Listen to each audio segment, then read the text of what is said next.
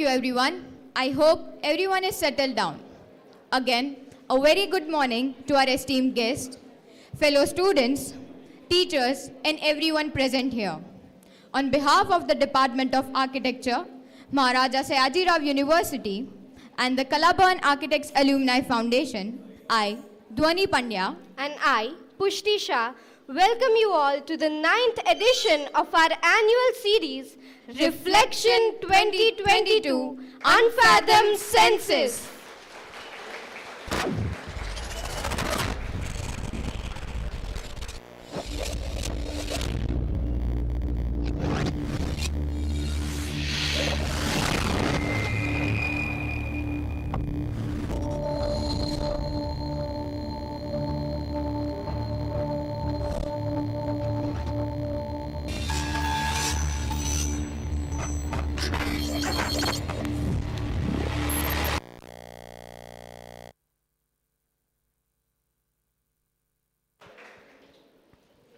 a small announcement. We request everyone to keep their phone on silent. Humans have always been very sensitive. Generating various experience is what pleases the senses. The behavior and emotions of people are a response to their environment. And as architects, we are a major creator of that. A space is not just physical. The senses appeased through it can strongly affect the user's experience. Different sounds can add different sensation to an environment. Even architecture itself can produce sound. Smells have the power of causing nostalgia and can help us navigate our surroundings. Incorporating scents into our designs can be a way of creating emotional memories.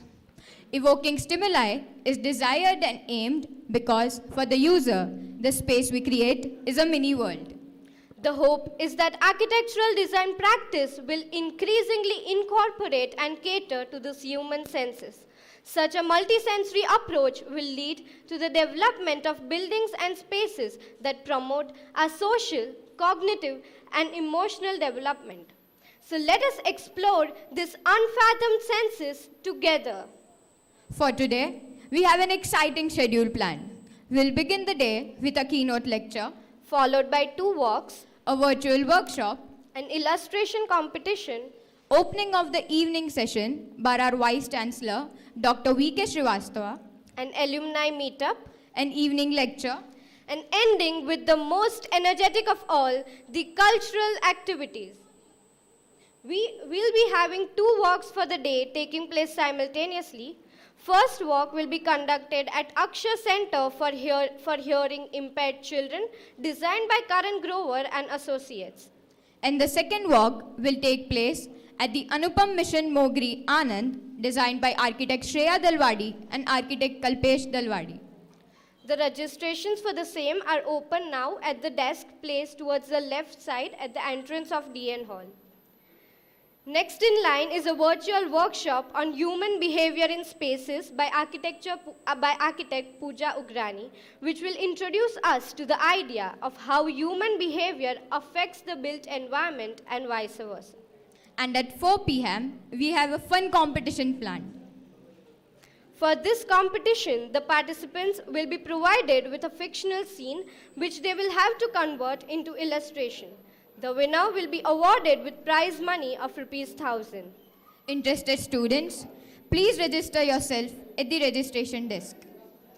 So without any further ado, let's begin with the series of events. The start of something new brings in the hope of something great. The anticipation to learn something brings in the opportunity to explore things that are unfathomed. It is an extreme honor as we have architect Chitra Vishwanath with us today. She is the founder of Chitra Vishwanath Architects and managing director at Biome Environmental Solutions since 2008. Ma'am completed her Nigerian National Diploma in Civil Engineering in 1980 and graduated in Architecture from S.A.S, Ahmedabad in 1988. She was also trained under Al Gore as a climate presenter in Melbourne, Australia. Ma'am has been to many places as a speaker, as well as a juror and an independent director at Shivamoga Smart City Limited since March 2018. She works with Kilikili designing accessible parks for children with disabilities. She designed a park at Bhubaneswar and with UNICEF at Birganj, Nepal in 2018. Ma'am has been a recipient to several prestigious awards like NDTV Design Award for Best Educational Campus Design for Yellow Train School and Best Educational Institution for the Atelier. 2 AA awards for Atelier and Residence for Hamsa and Consolation Award for Design of Govardhan Eco Village. And for sure, a lot more coming the way. We welcome you, ma'am. Now I would request ma'am to please come up on the dais and share her valuable knowledge and experience.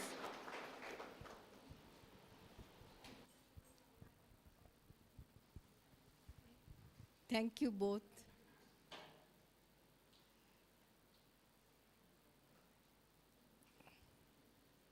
This work?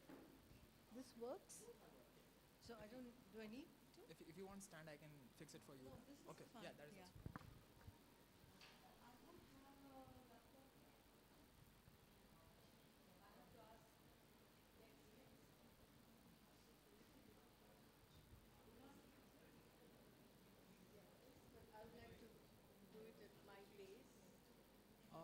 Actually, ma'am, the thing is that HDMI cable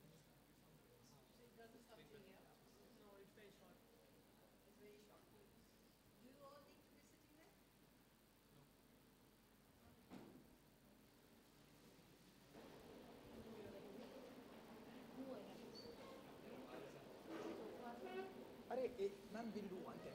We'll turn the laptop so that you can control it from here. It doesn't matter. But I have to keep saying next, is it? I have to keep saying next? That will also do, ma'am. No, no, how does it go next? Yeah, you just say it next. They'll Yeah. turn it. He's controlling your thing.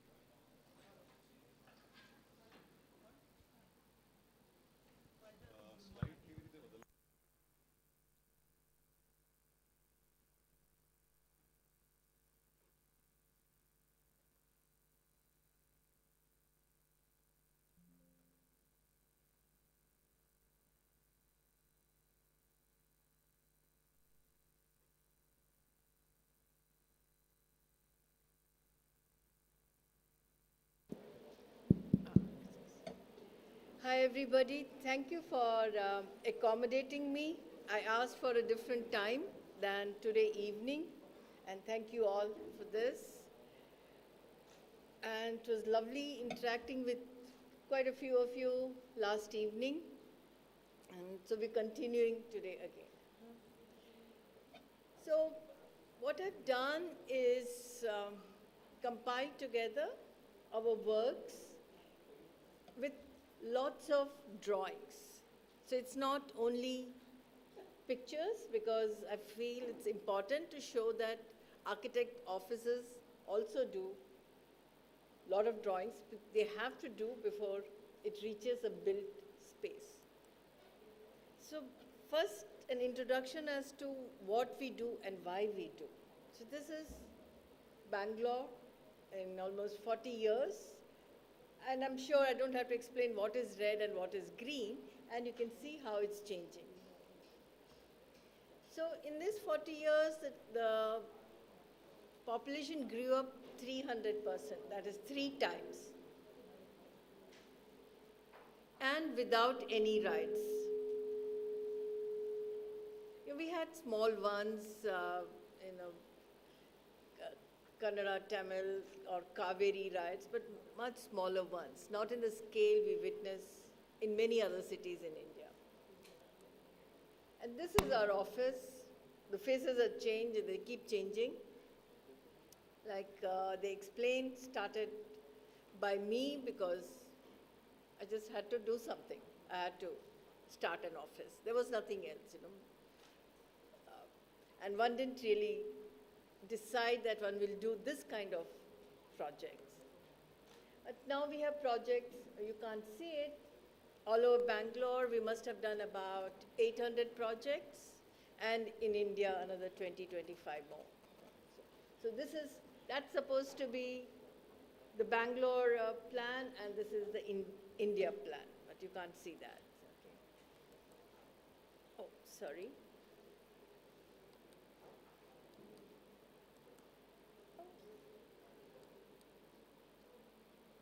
What's happening? Yeah. So the beginnings were designing homes which are less in cost. So that's one of our first design for an uncle of mine. That's how you get the first projects, your relatives. He came up with one line saying that it has to be less in cost compared to the conventional ones, and you have to try something new. It has to be cooler also. And we were learning, when I went to Bangalore, I started learning about Laurie Baker and the kind of construction he used to do. So these are exposed brickwork, because then you didn't need plastering and you saved on the cost of painting and plastering. And these a bonding called rat trap. I didn't see it here, but rat trap bond. So you also have, you save about 30% of brick, and it's cooler. The roofing system, we didn't use what Baker did. Roofing system is, in fact, inside the house. Unfortunately, I don't have photographs of it inside. In fact, I can't even find it where it is now. I only have the article my uncle wrote, that picture. So inside of it are arch panels like the one, or jack arch panels as they're called, as what we see in the veranda of DN Hall. And also, the sloping roof is also something like that, but it's a precast element, and walls. So what one was doing was learning from Baker, which was, in fact, he called what is local, use that, and learning from Indian Institute of Science. They were developing these kind of roofs. They were working on earth, but earth was difficult to convince people to use. Then we had a very small project which was supposed to be a temporary classroom. That's the picture above of the temporary classroom, which was done in 1997. Spastic Society, this was a school for children with disabilities, and they didn't have a classroom large enough for children on wheelchair that they can do arts. So they had a bus shelter, and we converted the bus shelter into a classroom. So this is a design and construction project of 15 days. So we used only 4.5 inches walls. So this temporary classroom, we went in 2021 and took a photograph of it. It's still there. And they really love it. They have now built around it, but kept this. And they've changed the roof, because earlier it was a GI sheet roof, which you put thatch to keep it cooler. Now they've put Mangalore tiles. Okay. Oh, I'm going ulta. I'm so sorry.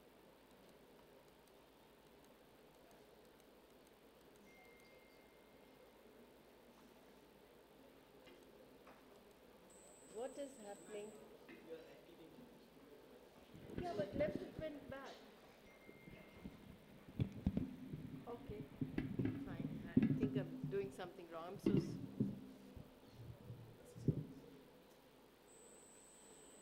So this is another house, again built in 1999.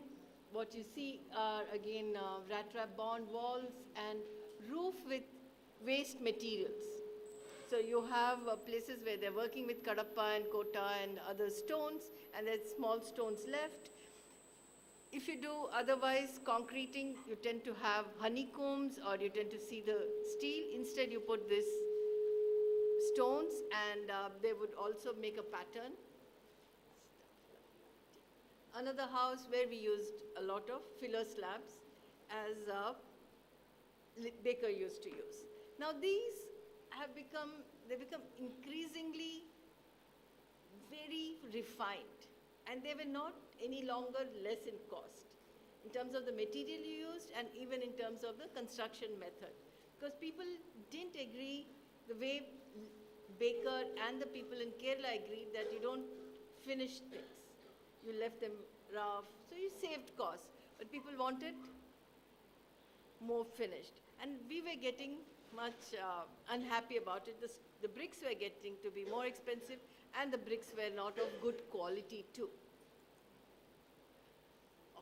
Then we decided we'll make our own house in 1995, and we went to the site of ours, which is a small site of 30 feet by 50 feet. And we were looking at the excavation done by our neighbor, and there was this beautiful red earth. And at that time we decided we'll do a basement. I've never done a basement before that. But we said, earth will never be enough if we don't do a basement, because what earth you get from foundation was never enough. So that's the kind of soil we get. It's just too excitingly beautiful red color. You mix it with quarry dust and a bit of cement, and you press it at the site, hand press it, machine press it, sorry, and you don't burn them. You just leave them in the sun. I'm sure many of you must be knowing now about it. So this is the basement. It's one of the not nice basements. This is ours because it was the first one. I didn't know exactly how to handle light in a basement. We have evolved, we have done better basements, but you can see the roof quite like what's in your building here. But these are precast, so they're made on the ground and put, whereas your jack arches are moving on a formwork and using steel. These are concrete beams. So here is another basement with skylight and a different kind of beams.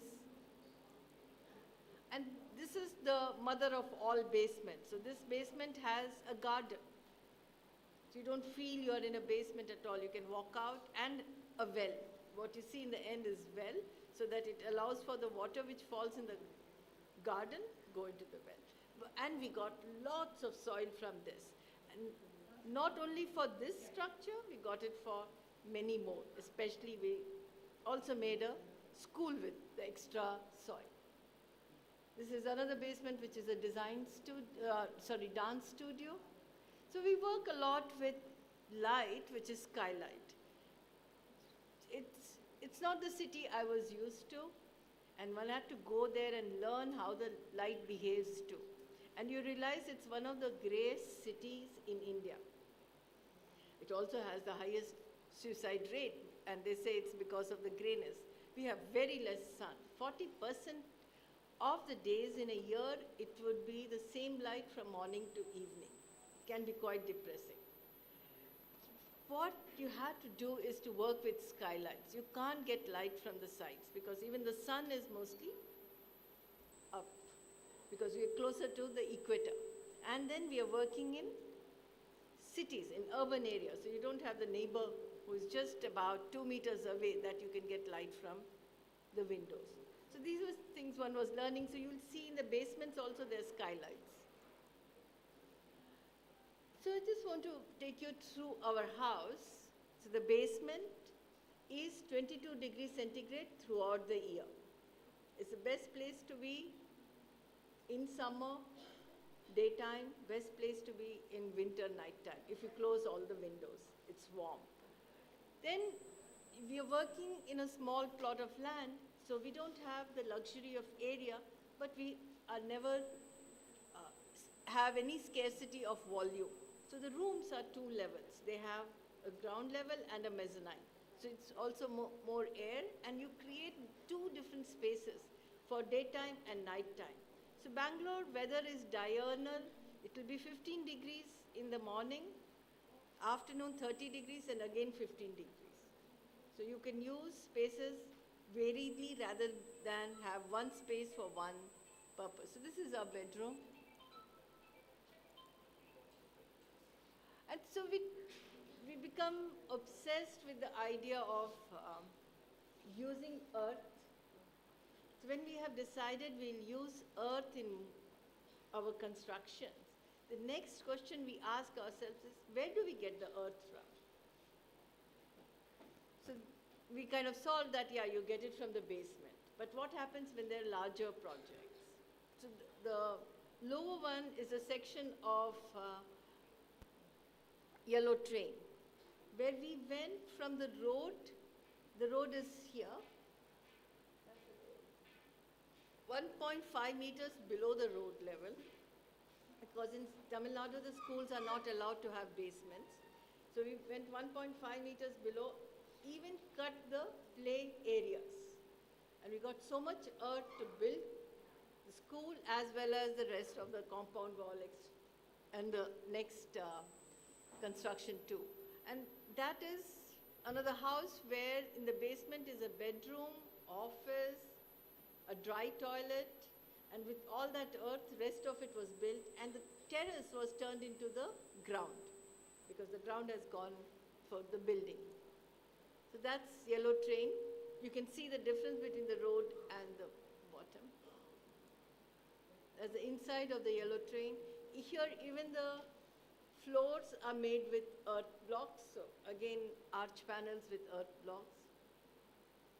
It's a hot area. It's just hottest in Coimbatore. So you make spaces, a lot of play spaces inside rather than on the outside. So passages are play. Children go up via the slides or come down via the slide. There's staircases and there is also ramp.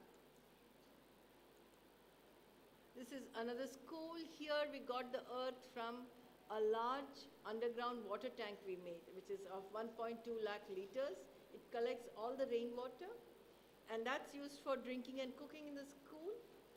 And we had to do that because there was no stormwater drains, and the site was sloping in the opposite direction. So we couldn't have left off our rains. We had to collect it, but then it helps because they didn't even have enough water in their bore wells. This is a large resort, and we didn't need basement here, but resorts have to have swimming pools. So first is to put up the swimming pool. So this is no longer like this, but it is something called, it's called an ecological pool, where you are almost swimming in a lake. So the same building. So this is 100 meter by 100 meter by 2.5 meter lake.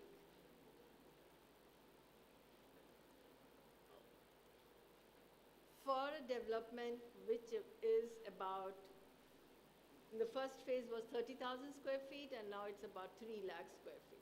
But we had to make that lake, and we made that lake after studying the hydrogeological study as to where the water can go down and where it can be, so where it can be harvested and where it can be released. And for this development, all the earth came from that lake. This is near Mumbai. So this whole obsession of working with earth, which was in Bangalore, also happens is that the clients who come, they want this. And then it becomes tricky, because all earth is not like the Bangalore earth. How do you mix? So you have to go to the lab, ask them what are the mixes you have to use, and then proceed. But you have to design for that region. So here it rains 3,000 mm. That's why the roofs are all sloping.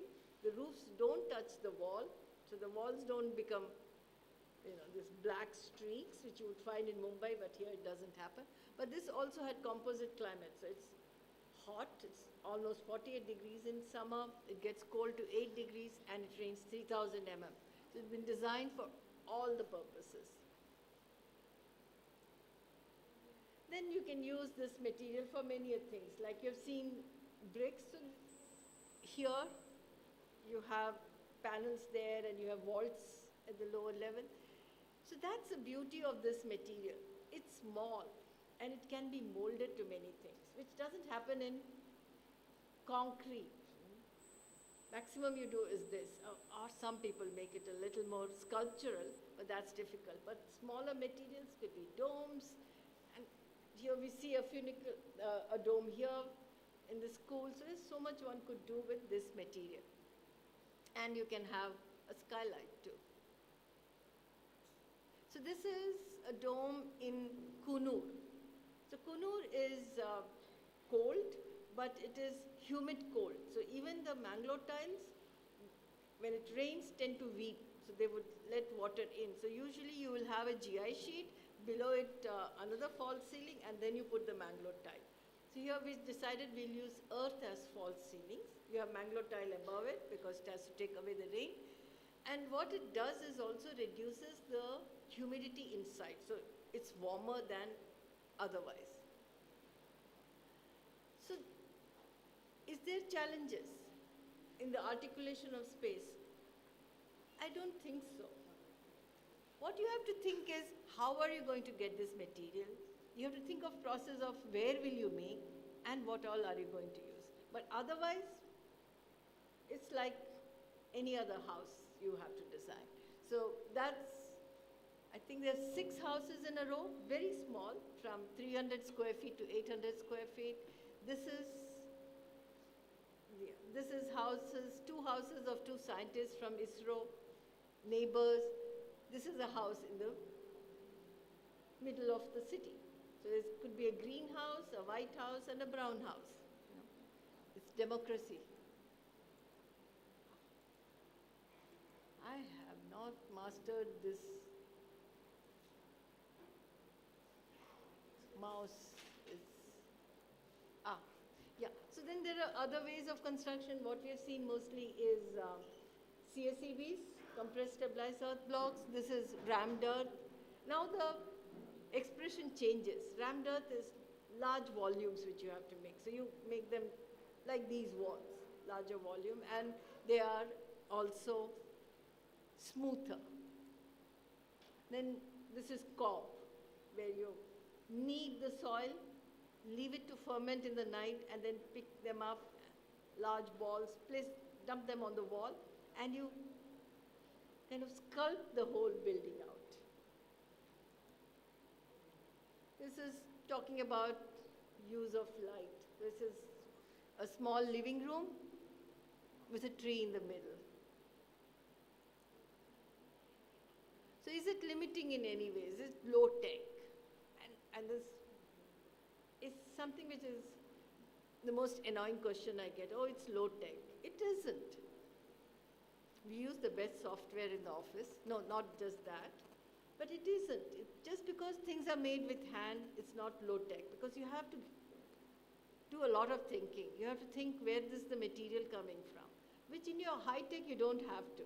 You'd say you'll use steel and the steel comes from some company. Some vendor gives you steel and you're saying you're doing high tech.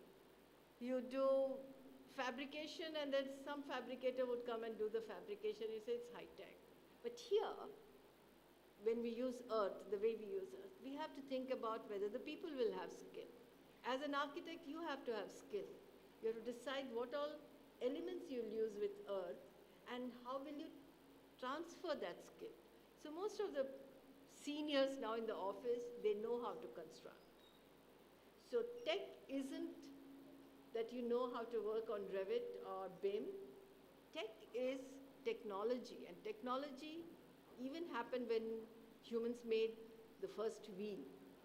So technology is how do you put things in a place? How do you make things happen?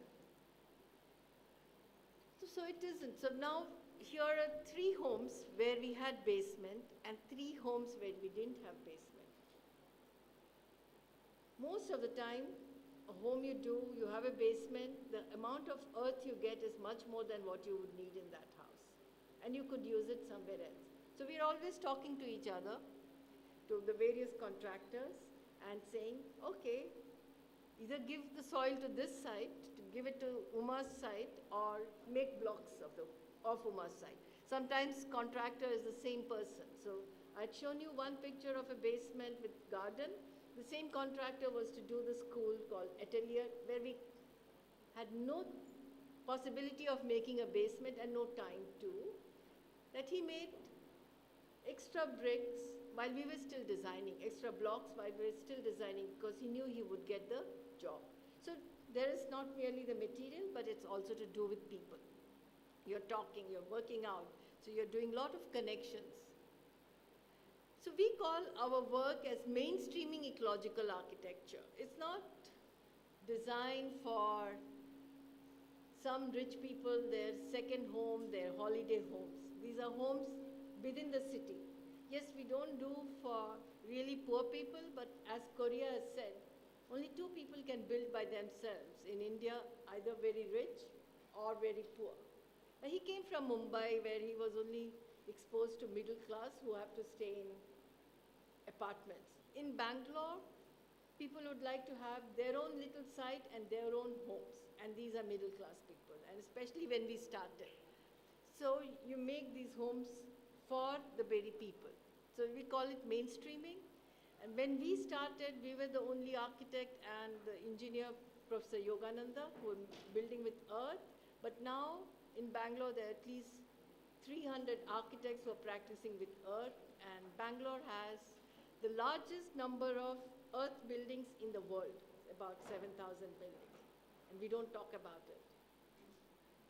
So how do you make it that it happens as mainstream? So you're creating the spaces, but looking at resources, construction systems, by intelligent water, wastewater designs, and using waste, because the city is changing, so using waste as a resource. You can't see this, but we make all our estimates and bills. So estimates is an important part. The client knows how much it would cost once they build, because they have a limited budget. So you're working with limits of budget, limits of material, limits of time, etc. So you make estimate, but you also have a quantity survey in the office who's checking the bills. So the clients know how the money is being spent. And even in rainwater harvesting, we have developed a software which you could use. You decide on how much it rains in the city. Not decide, you get to learn from the meteorological department. You figure out the roof area and figure out how much you can harvest and how much should you store, because storing is the most expensive element of rainwater harvesting. So we did this, and then you look at the whole water circle. The rainwater is collected at different levels. This one, the top one, we call as lifeline water. So you collect from the cleanest roof. What used to happen in the poles in Ahmedabad, where they collected and brought it to the angan in the ground floor, we do it at the roof level itself, a little below the roof level. So you collect that water and use it for drinking and cooking. So then everything is coming by gravity. Then you collect the rainwater, put it below, use it for different purposes, treat your wastewater, use it for toilets and for landscape. So you create this whole thing. This is a house we've done for a professor from Stockholm Environmental Institute, and Mr. Sharat Chandra, who was with the Pollution Control Board in Bangalore. And this is a house which is fully, part of it is underground, but looking at closing the loop. So none of the waste, the human waste, goes out. It becomes food. But the whole design of the house started by designing its water and wastewater system. Not by designing the living room will be like this and courtyard will be there. No. How will all the waste move? And this is technology. So it started from, what we say, started from behind. Everything was worked out because the client is sitting in Sweden and we have to keep sending him these. And he has to understand. So you have to make very well-detailed drawings.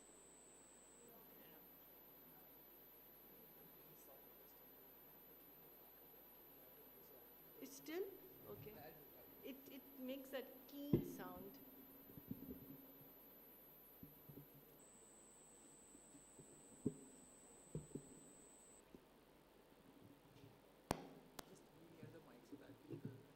Okay.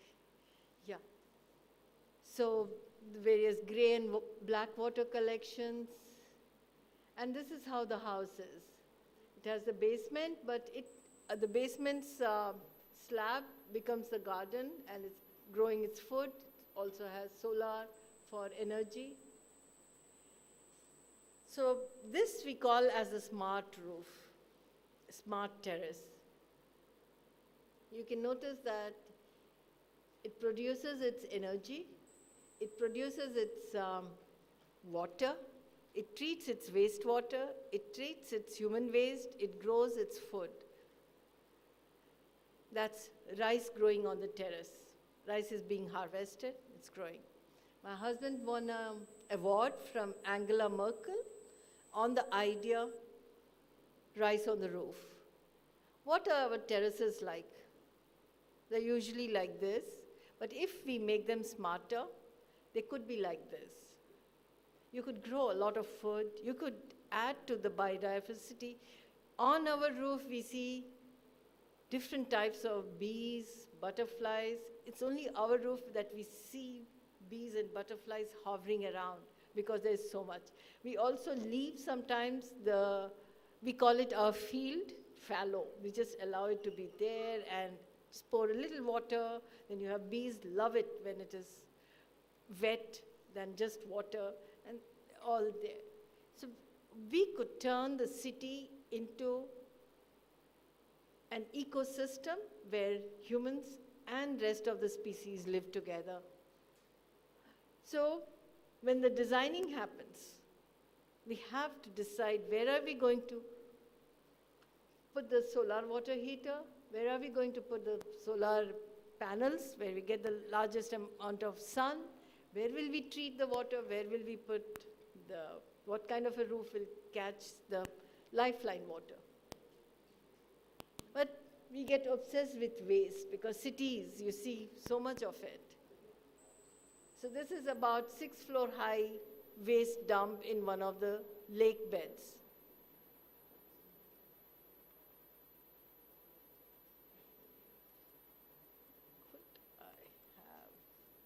What happens to this?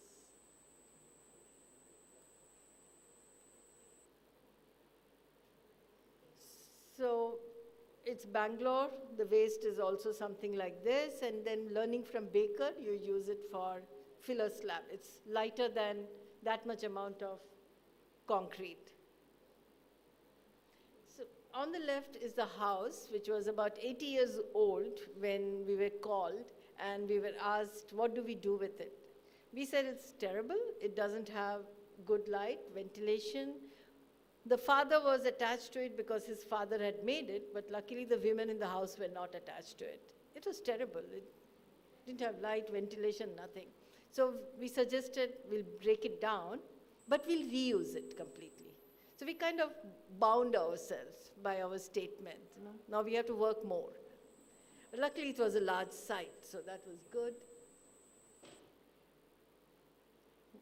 We started digging for foundation. And we noticed this, that we're keeping on getting water and also very fine sand. We went back and we found out this was a lake bed earlier. So Bangalore has been converting its lakes into housing plots from a long time. So it's filled up with soil. So there is water all the time. Like we worked with Professor Yogananda, and the kind of foundation we changed to something called well foundation.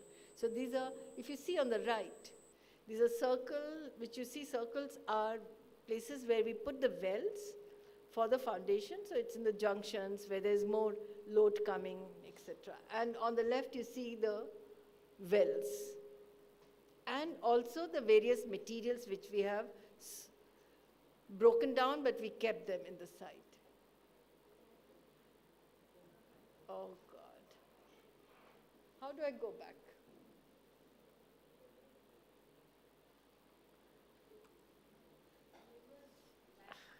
Go back. Yeah. So here, wait, no, the earlier one.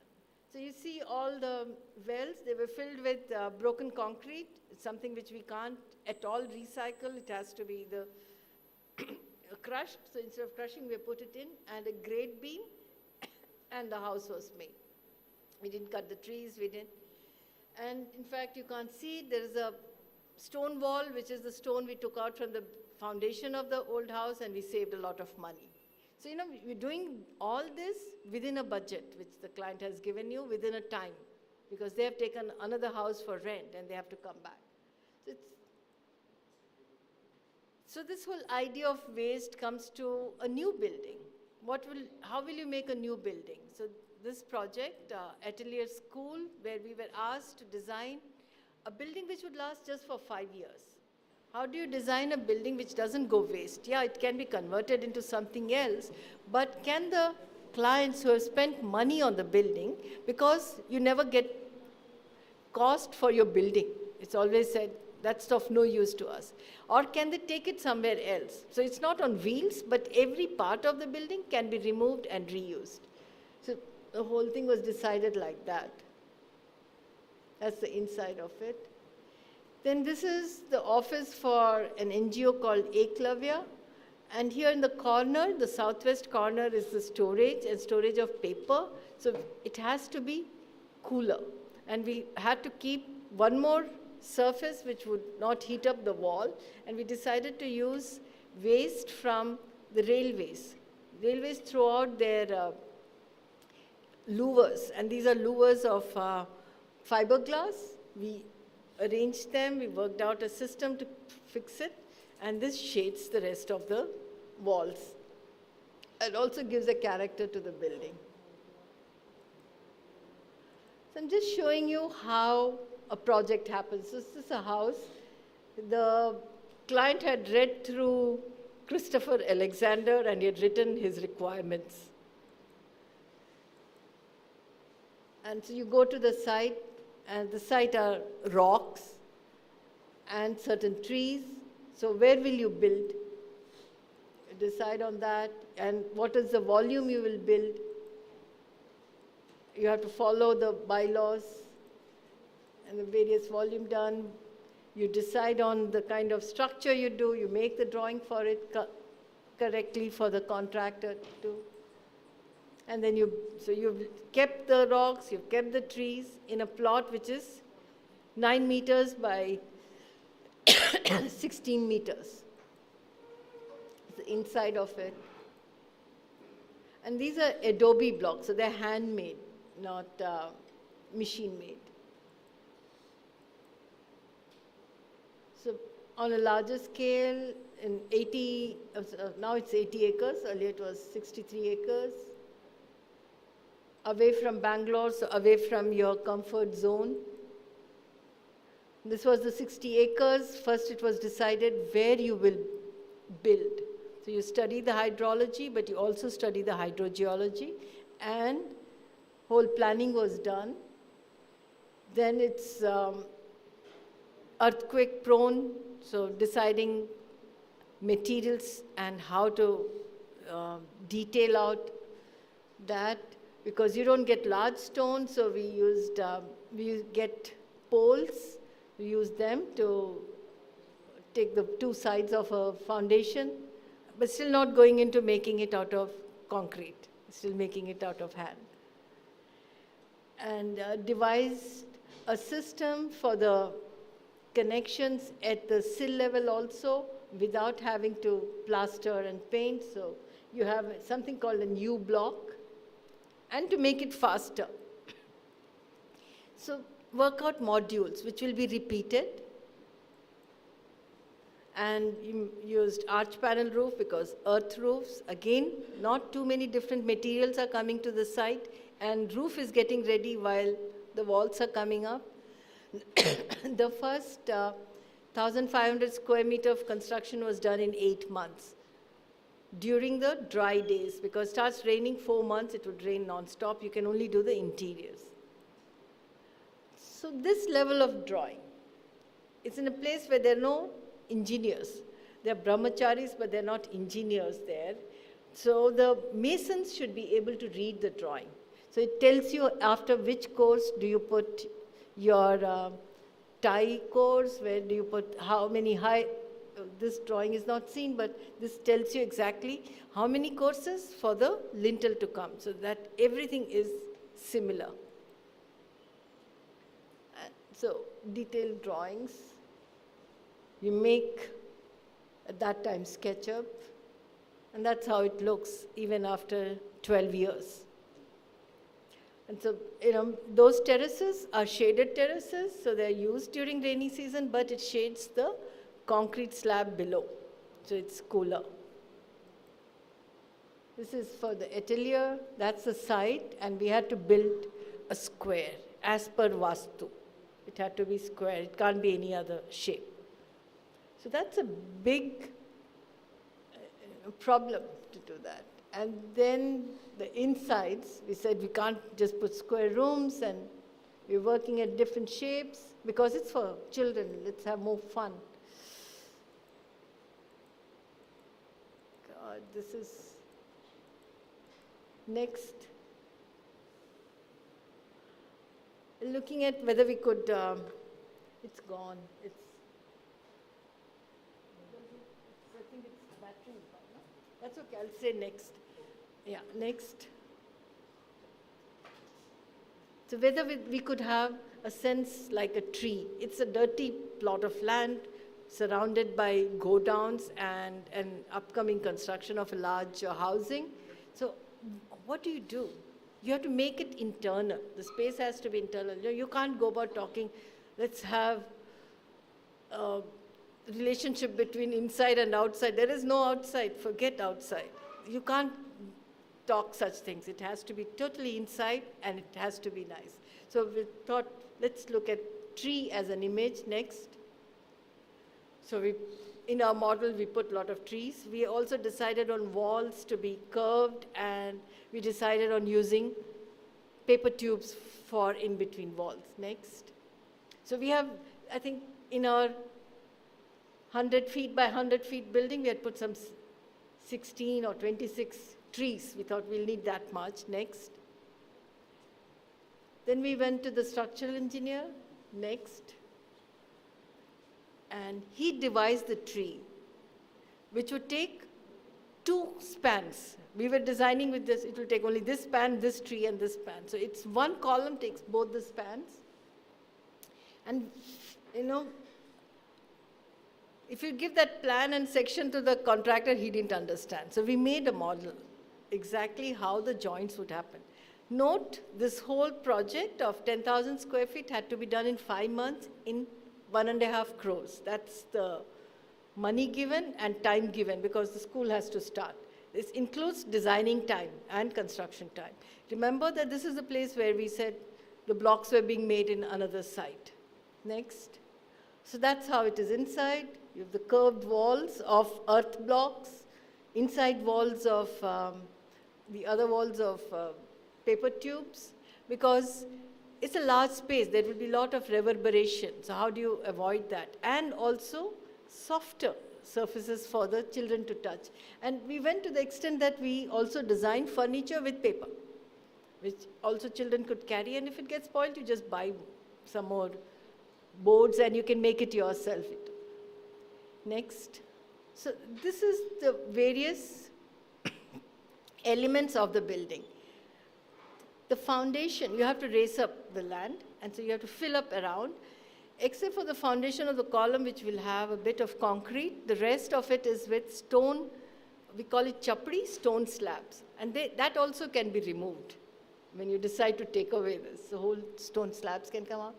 That walls, external facade is a combination of steel, glass, wood, and earth blocks.